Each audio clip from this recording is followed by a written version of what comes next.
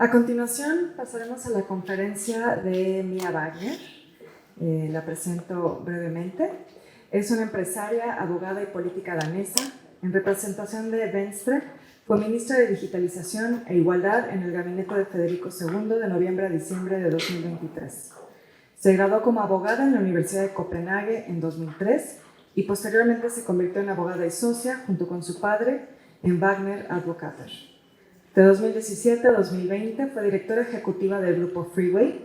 En 2020, junto con Anne Stampe, fundó la plataforma de inversión Nordic Female Founders, que trabaja para crear mejores oportunidades para emprendedoras e inversoras. Sin embargo, desde entonces se deshizo toda la propiedad y puso fin a su colaboración constante. Wagner se hizo conocida a nivel nacional tras su participación como inversora en la serie de televisión Lovenshule de DR1 en 2019.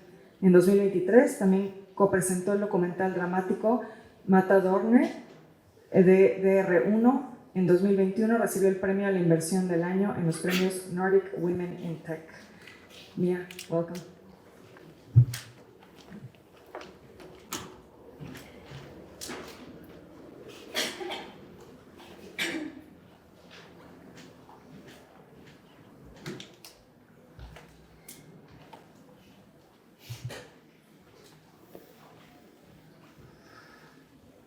Esteemed Vice Secretary, UN Women representatives, ambassadors, colleagues, policymakers, and friends. Thank you for this opportunity to speak today. I'm honored to share our experiences with gender equality in Denmark, Finland, Norway, and Sweden. I speak with warmth, with respect, mindful that every country's path is unique. My goal is to describe how the Nordic welfare model has evolved over time and how it has supported women's integration into our society, politics, and economy. We offer these reflections in the spirit of dialogue and mutual learning. Over a century ago, the Nordic countries laid early foundations for gender inclusion. Finland was among the first in the world to grant women the right to vote and run for office in 1906, followed by Norway in 1930, Denmark and Iceland in 1915, and Sweden by 1919. This early commitment to women's political voice was remarkable for its time.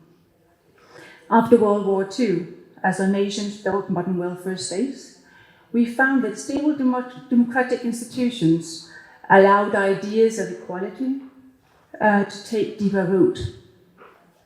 By the 1960s and 70s, a vibrant feminist movement had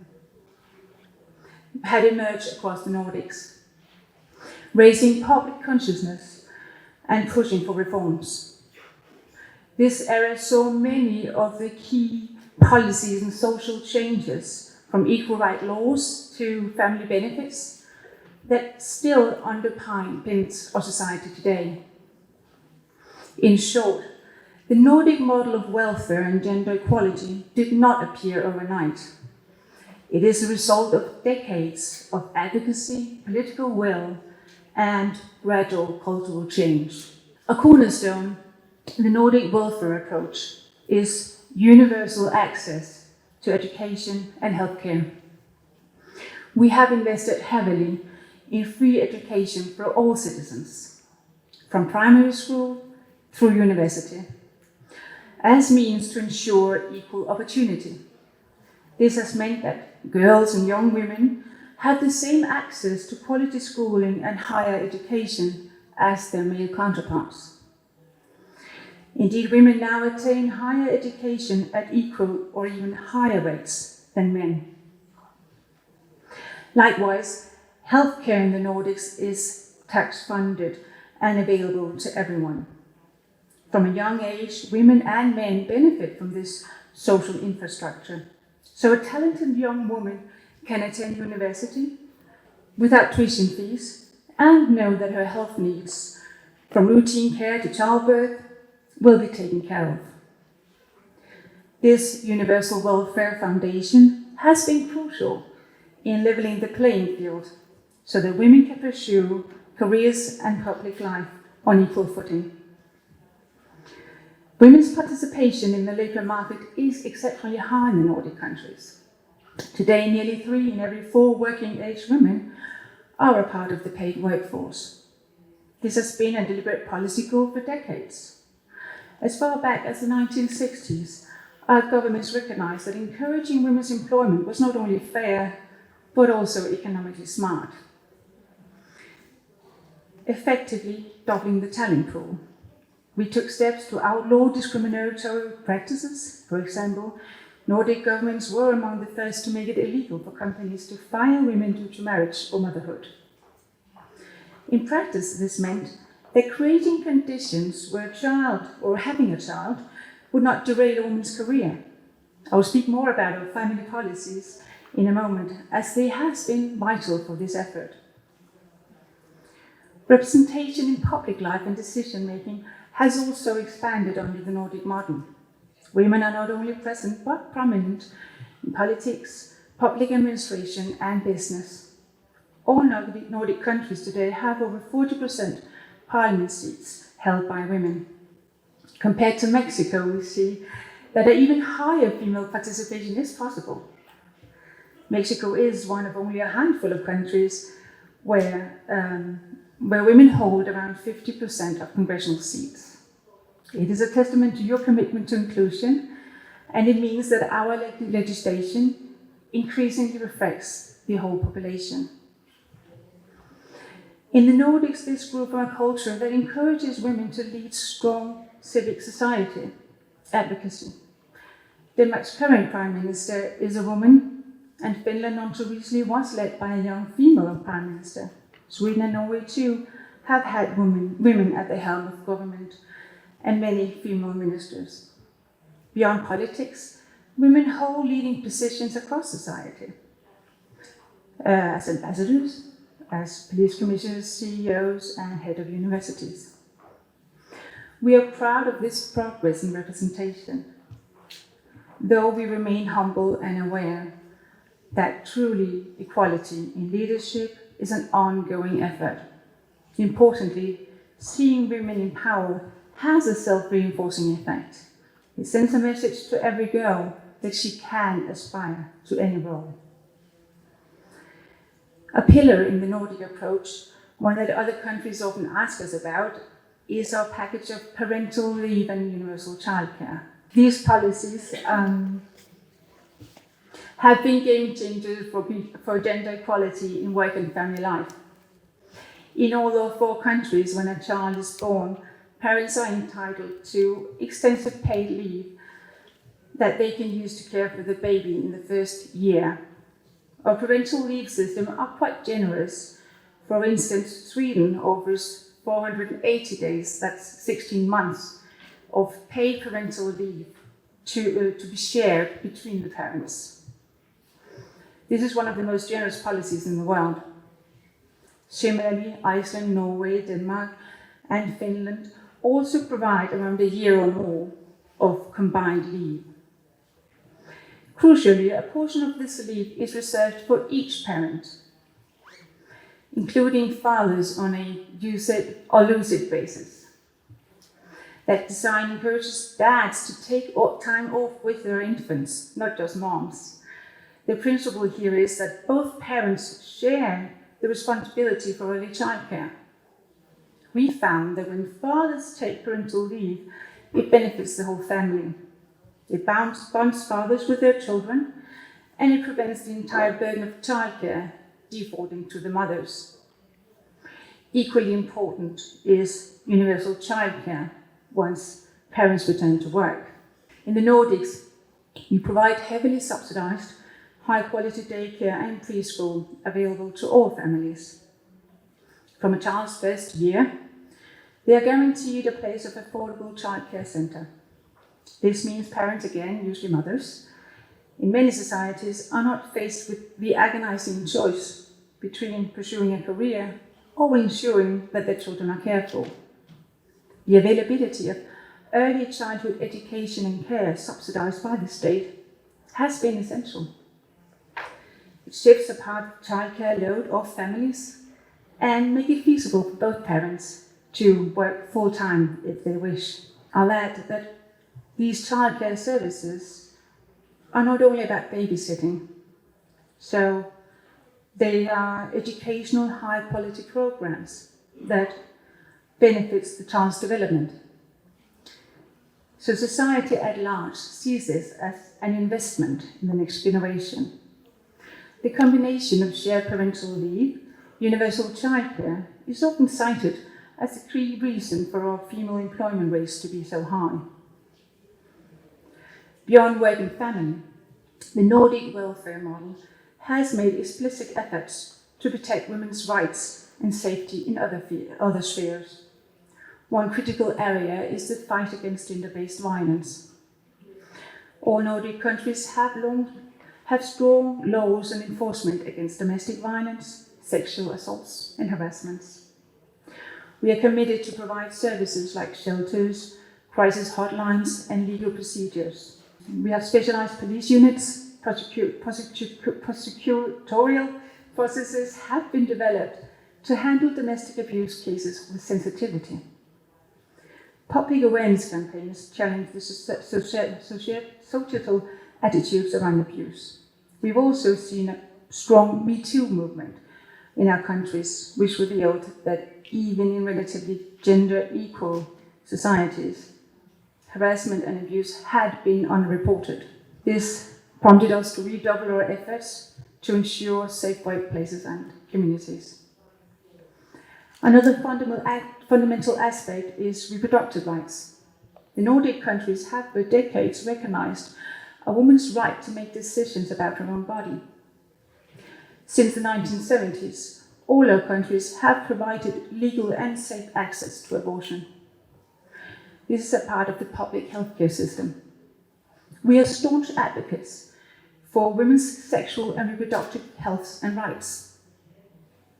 Our prime ministers have recently jointly stated that they oppose any attempt to roll back women's right to legal and safe abortion and other health services. This has been very important for women's social and economic empowerment, being able to decide if and when to have children. This allows women to pursue education and careers on their own terms. Again, I share this not to lecture, but to illustrate the Nordic view. For the Nordics, gender equality must include bodily autonomy and safety for women. The welfare model also extends to caring for other dependents, like the elder or the sick, in a way that supports gender equality. In many societies, the responsibility of caring for aging parents falls upon the women. In the Nordics, we have tried to address this through extensive elder care services provided by the public sector. There are government-subsidized home and care programs, nursing facilities, and other supports for seniors. In other words, a daughter does not automatically have to quit her job to look after an aging parent. She can get professional care service to assist. This policy is rooted in our belief in universalism. Regardless of gender or income, everyone should have access to public care when they're vulnerable. Let me talk briefly about pensions, because how we structure retirement security also affects women's integration and independence.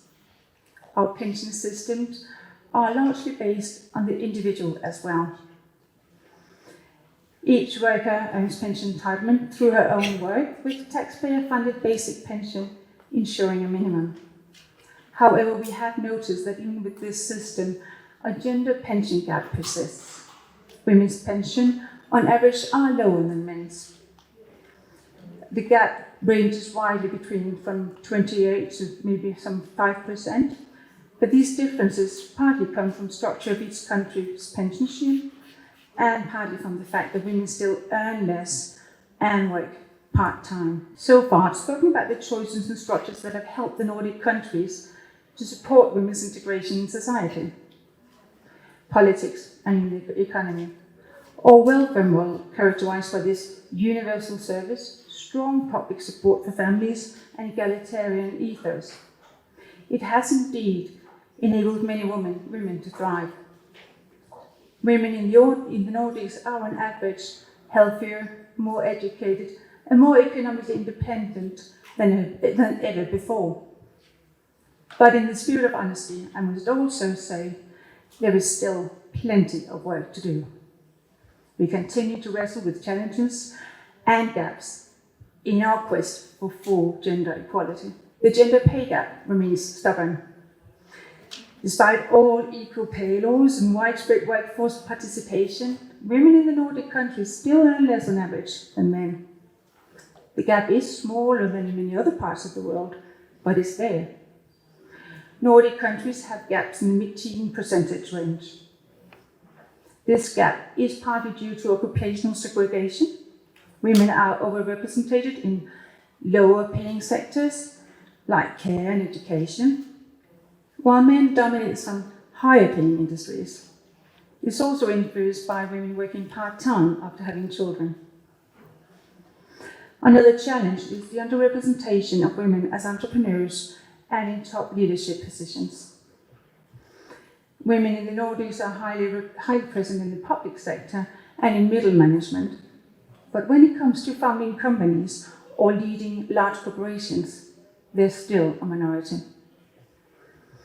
It tells us that barriers, whether structural or cultural, still disencourage or hinder women from taking part of entrepreneurship and innovation. Some say it's due to risk aversion or lack of venture capital. Others point to networking and mentorship gaps. Whatever the cause, we recognize this as lost potential.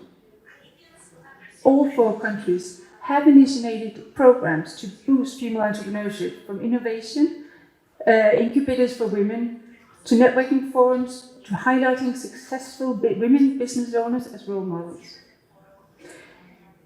Crucially, we also realize that gender equality is not just about women. It must include men and their perspective. In the Nordic experience, we have learned that engaging men as allies and addressing men's role is vital. For example, one persistent issue is that even though we offer generous parental leave for both parents, women still take the lion's share of it. As a few years ago in the Nordic countries, fathers in the Nordic countries were only using under 30% of the total parental leave days. On average, this meant that women took around 70%. This imbalance reflects traditional gender norms that change slowly. We are trying to change that norm by increasing paternity roles, paternity quotas, and by promoting a culture where taking time off to care for your own kids is seen as a normal and manly thing to do. It is not a career killer. Similarly, we encourage men to join professions like nursing or teaching and to share domestic work at home. The inclusion of men's perspective also means recognizing issues that affect men and boys, whether it's boys' educational performance, men's health, or the fact that men too can be constrained by stereo gender roles. For instance, the pressure to be the primary breadwinner. A truly gender equal society benefits and frees everyone from stereotypes. So we strive to make our gender equality politics holistic and inclusive, inviting men to be a part of the conversation and solution. It is an area where we continue to learn and improve, and we found that open dialogue about masculinity and equality is very necessary. Before closing, let me reiterate that all these policies and outcomes that I've described are choices the Nordic countries have made in our own context. We offer them in a friendly spirit, knowing that what works for us may not directly be transferable to others. Our countries are relatively small, historically quite cohesive, and we've enjoyed a high level of trust in our institutions, factors that have certainly helped in implementing an expansive welfare model. We are aware that Mexico, a nation with its own rich history and distinct social fabric, will chart its own course in gender equality and can transform a society for the better. Many roads can lead to the goal of empowerment and achieving a fair society. The Nordic road is just one of them. And we ourselves continue to travel it, adjusting as we learn more. In finishing, I want to emphasize the message of solidarity and mutual inspiration. The Nordic countries stand in solidarity with Mexico and all nations to advance gender equality. We are inspired by the progress and initiatives in other countries as well. Indeed, we continuously learn from partners around the world, including, of course, Latin America today. I hope some aspects of our experience might spark ideas and conversations here in Mexico. Ultimately, advancing gender equality is a shared journey. It is built on the values of respect, dignity, and human rights that knows no borders. As we each innovate and find solutions in our own context, we contribute to a global movement that benefits us all. Let us continue to exchange lessons, support each other, and push forward. Together we can create a future where our daughters and sons, whether Nordic or Mexican, can achieve their potential free of bias and full of opportunity. Muchas gracias. Thank you very much. It has been a privilege to share this story.